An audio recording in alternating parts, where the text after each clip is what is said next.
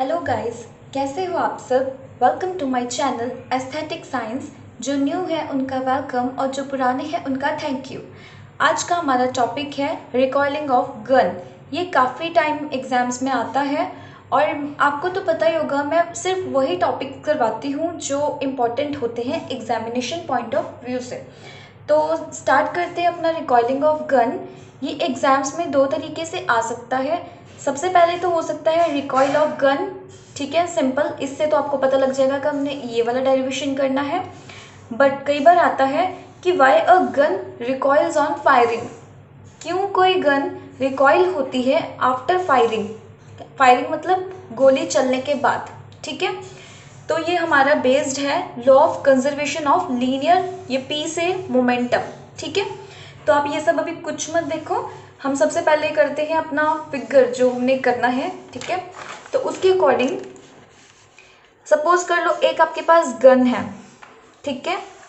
तो उस गन में उसमें तो एक बुलेट भी होगी, आड़ी टेढ़ी गन बना ली तो इसमें एक बुलेट भी होगी। तो बुलेट का मास होगा m, क्योंकि बुलेट होगी छोटी सी, ठीक है। बुलेट का मास होगा m एंड उसकी वेलोसिटी होगी v, स्मॉल v से डिनोट कर सकते हो, ठीक है। अब गन तो बहुत बड़ी है, ठीक है ना, गन काफ़ी बड़ी है। तो गन का मास हो गया कैपिटल M और इसका वेलोसिटी हो गया कैपिटल V। क्लियर। आपने यहाँ पे लिख देना है mass of gun capital M, ठीक है। Velocity of gun is capital V। ऐसे ही mass of bullet is small m, velocity of bullet is small v, ठीक है।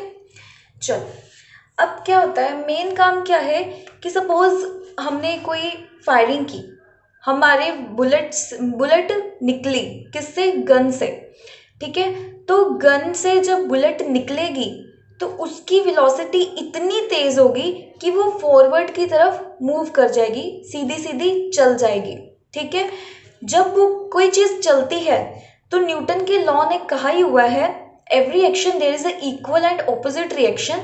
तो जिसकी वजह से गन तो आगे चलेगी, उसका लीनियर मोमेंटम कंजर्व करने के लिए गन को पीछे आना पड़ा। होता है ना, भारी भारी सी बंदूक होती है, बंदूकें होती हैं, तो आप क्या करते हो, उसको चलाते हो तो आपका शोल्डर पार्ट थोड़ा पीछे की तरफ हो जाता है। ऐसा क्यों होता है, क्योंकि उसमें जब वो बुलेट आगे गई, इतना सारा लीनियर मोमेंटम यहाँ पे लीव करके चली गई, ठीक है, बहुत ज़्यादा लीनियर मोमेंटम लीव करके चली गई, जिसकी वजह से इस गन को पीछे होना पड़ता है टू कंजर्व मतलब हमारा वो कंजर्व मतलब होता है बचाने के लिए, लीनियर मोमेंटम को सेम सेम रखने के लिए इसको पीछे होना पड़ता है। गन गई, बुलेट गई आगे और अपनी गन गई पीछे की तरफ, ठीक है।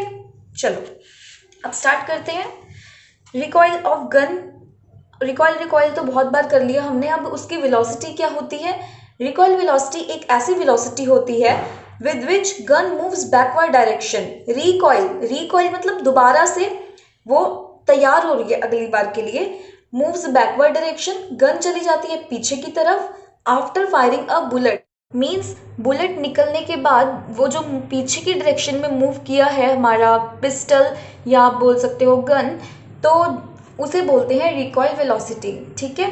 तो रिकॉइल ऑफ गन का टॉपिक क्या कहता है, द सिस्टम बोलना है हमने ये नहीं कहना कि गन या बुलेट, ठीक है। अब जो सिस्टम है वो उसमें दोनों चीज़ इंक्लूडेड है, इसलिए हमने बोलना है दिस सिस्टम। बिफोर फायरिंग मतलब अभी पिस्टल से फायरिंग नहीं हुई है, गन से फायरिंग नहीं हुई है, बुलेट अभी गन के बीच में ही है। तो gun plus bullet is at rest, वो रेस्ट पे पड़ी हुई है। रेस्ट पे है मतलब उनकी वेलोसिटी क्या है, ज़ीरो। अब आपको पता है ना लीनियर मोमेंटम का फॉर्मूला क्या होता है, P is equal to m v. बच्चे वेलोसिटी ही ज़ीरो है, अगर वो रेस्ट पे है तो ये चीज़ ज़ीरो, तो मोमेंटम आपका क्या हो जाएगा, ज़ीरो। क्लियर हो गया। तो सब कुछ ज़ीरो पे है तो उसका लीनियर मोमेंटम भी हो गया ज़ीरो। क्लियर। अब आफ्टर फायरिंग अब बंदूक चलने के बाद क्या होगा, the bullet leaves the gun, bullet ने क्या कर देना है, गन को लीव मतलब उसको छोड़ के आगे की तरफ चले जाना है। And it moves with large velocity, इतनी फास्ट जाती है, इतनी ज़्यादा वेलोसिटी से कि वो सीधे सीधे फॉरवर्ड डायरेक्शन की तरफ चली जाती है। कभी ये तो नहीं हुआ ना कि वो टेढ़ी मेढ़ी जा रही है, हाँ वो साउथ की मूवीज़ में चली जाती है बट ऐसा होता नहीं है, ठीक है। तो दस bullet has large linear momentum, bullet के पास काफ़ी ज़्यादा लीनियर मोमेंटम बच जाता है। क्यों? क्योंकि जो हमारी बुलेट है वो हाई वेलोसिटी के साथ आगे गई। तो अकॉर्डिंग टू थर्ड लॉ, या आप कह सकते हो लीनियर कंजर्वेशन का जो लॉ है, वो क्या कहता है कि जब भी कोई आगे चीज़ जाएगी तो उसका कंजर्व करने के लिए पीछे बहुत सारा मोमेंटम रह जाएगा। तो thus the bullet has large linear momentum, ठीक है, since no external force act on the system, कोई भी एक्स्ट्रा फोर्स नहीं लग रही है सिस्टम पे, ठीक है, सिर्फ लीनियर मोमेंटम ही काम कर रहा है। सो linear momentum after firing must be zero, इसको जीरो होना पड़ेगा, कैंसल करके उसका इफेक्ट, बुलेट का इफेक्ट गन को कैंसल करना पड़ेगा, ठीक है, और सिस्टम को जीरो करना पड़ेगा। This will happen if gun has linear momentum in backward direction, ये जीरो तभी होगा, बुलेट आगे जाएगी, ऑपोजिट कोई रिएक्शन होगा, गन को पीछे आना पड़ेगा, तभी एक दूसरे का इफेक्ट वो कैंसिल कर पाएंगे। बुलेट आगे, गन पीछे, इफेक्ट कैंसिल, तो उनका जो सिस्टम का जो लीनियर मोमेंटम होगा तभी जीरो हो पाएगा, ठीक है। तो so gun recoil to conserve the linear momentum, gun को रिकॉइल होना पड़ता है ताकि लीनियर मोमेंटम कंजर्व हो सके, किसका, सिस्टम का। अब हम फाइंड करते हैं, एक्सप्रेशन हो सकता है या डेरिवेशन हो सकता है किसका, रिकॉइल ऑफ गन। सबसे पहले हम केस करेंगे बिफोर फायरिंग, मतलब अभी फायरिंग हुई नहीं है, सारा सिस्टम हमारा रेस्ट पे पड़ा हुआ है। सिस्टम में क्या क्या इंक्लूडेड है, गन प्लस बुलेट, गन भी है और बुलेट भी है गन के बीच में, जो किस पे है, रेस्ट पे। रेस्ट मतलब उनका वेलोसिटी क्या है, जीरो, ठीक है, वेलोसिटी जीरो है तो लीनियर मोमेंटम भी उनका जीरो होगा। कैसे, मोमेंटम का फॉर्मूला होता है mv, तो वेलोसिटी जीरो, तो then our momentum is also equal to zero.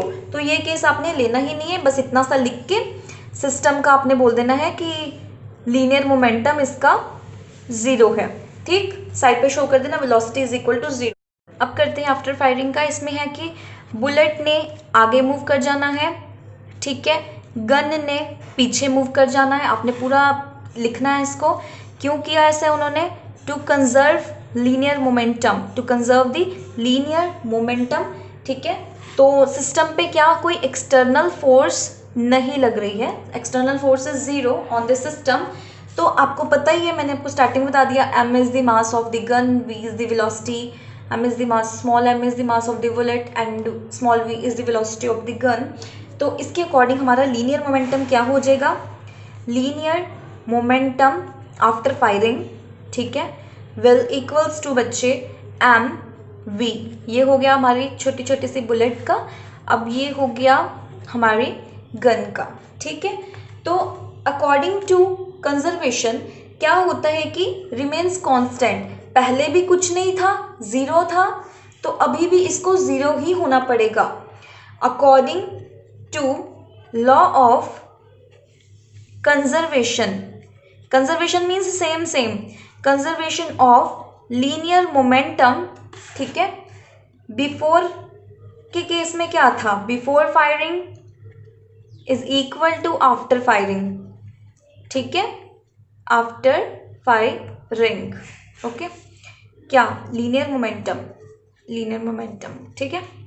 तो इसमें क्या है, बिफोर फायरिंग जीरो था, आफ्टर फायरिंग क्या आया हमारा, ये वाला, which is m v plus capital m capital v, या v1 v2 भी शो कर सकते हो, कोई दिक्कत नहीं है। तो ये हो गया हमारा, ये क्यों लिया हमने, क्योंकि हमारा पहले वाला केस में ज़ीरो था, इसीलिए हमने इसको ज़ीरो लिखा, क्योंकि हमारा लॉ ऑफ कंजर्वेशन क्या कहता है, जो चीज़ पहले थी लास्ट में भी वो वही होगी, ठीक है। ये आपका और ज़्यादा क्लियर होगा जब हम रॉकेट प्रोपल्शन करेंगे ना, और ज़्यादा क्लियर होगा।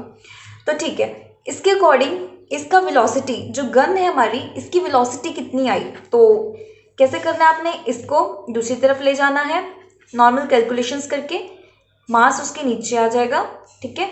ये हमारा आ गया गन का वेलोसिटी, वेलोसिटी ऑफ गन, ठीक है, क्योंकि कैपिटल वी से वेलोसिटी ऑफ गन था ना, ये हमें क्या शो करता है, negative sign that the opposite direction to that at velocity of bullet.